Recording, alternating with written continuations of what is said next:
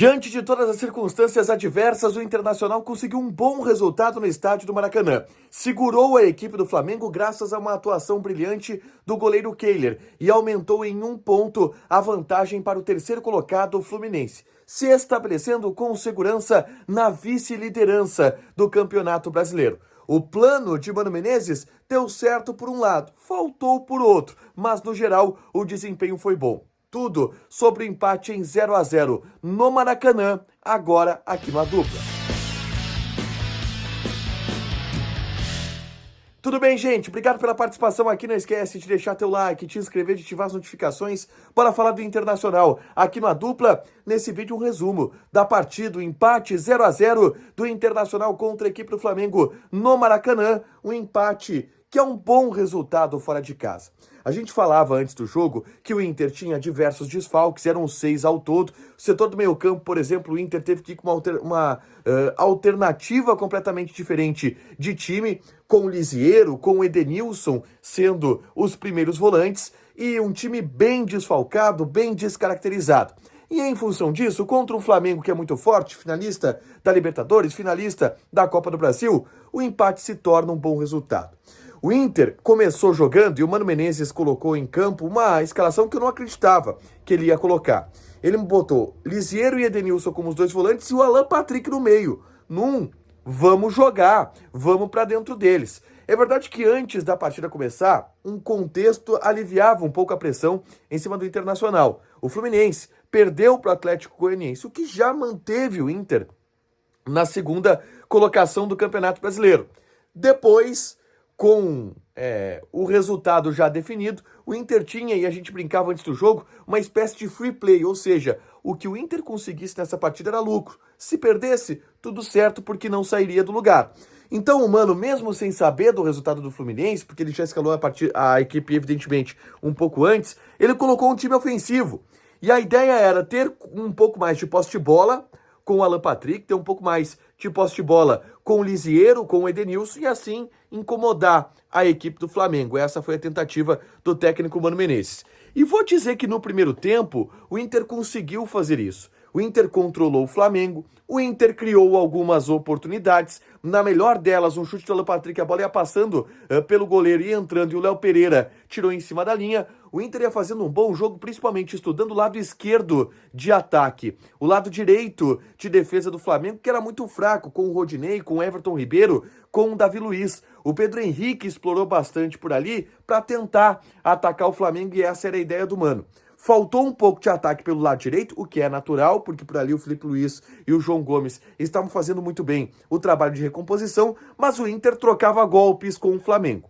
Até os 35 minutos do primeiro tempo por aí, quando o Flamengo conseguiu assumir o protagonismo da partida.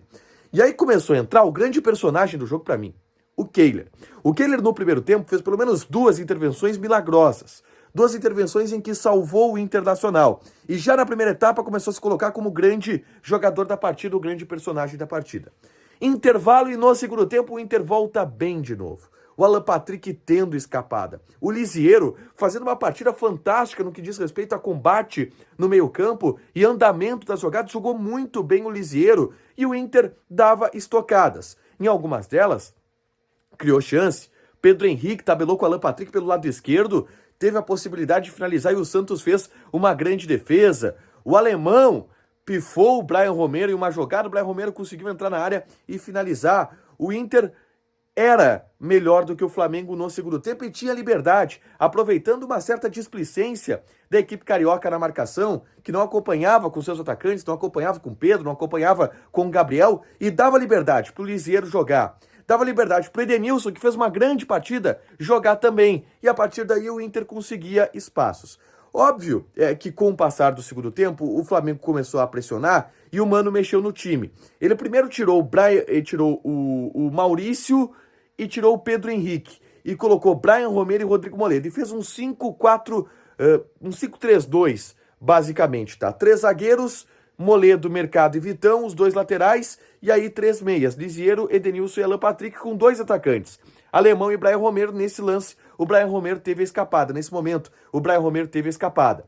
não deu certo, ou melhor, os jogadores começaram a cansar também depois disso, o alemão muito cansado, o Alan Patrick muito cansado, mesmo que defensivamente o Inter tenha colocado um muro que era muito difícil do Flamengo furar. O Moledo entrou muito bem, tirando muitas bolas, o Vitão muito bem, o Mercado muito bem. Aí ele tira o alemão cansado, e estava de fato bem cansado o Alexandre Alemão, e coloca o Lucas Ramos. E aí ele tira o Alan Patrick e coloca o Estevão, garotada.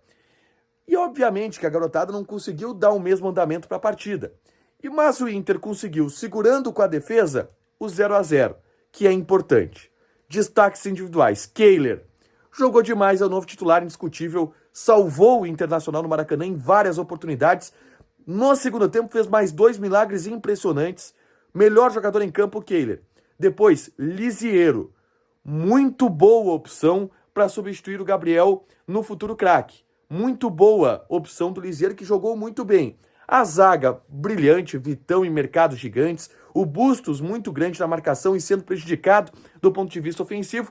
E eu vou dar o destaque para o Edenilson, que fez uma partida correta, com uma missão difícil, que era de pegar no meio-campo, de ajudar o Lisiero nessa ausência do Gabriel e do Johnny, que eram jogadores importantes para o esquema do Inter. Ele foi cumpridor, conseguiu dar andamento a algumas jogadas. O Inter conseguiu um bom empate, que dá uma vantagem importante para o terceiro colocado do Campeonato Brasileiro. Deixa o teu like, te inscreve, ativa as notificações, que eu volto ainda com o Diário do Inter repercutindo o vestiário pós-empate. Fechado? Beijo!